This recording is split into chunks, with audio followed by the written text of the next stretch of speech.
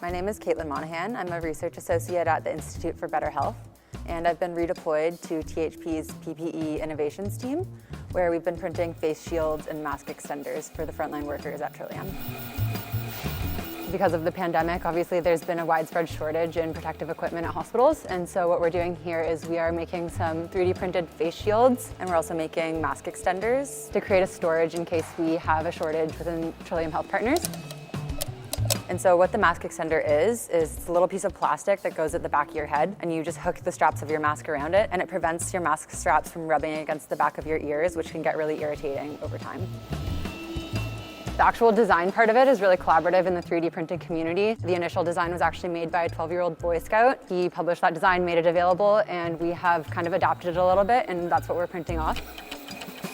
For the assembly of the face shields, we basically have 3 parts. We have the 3D printed visor, the plastic sheet that kind of comes over the face to protect, and then the mask strap, which comes at the back of the head.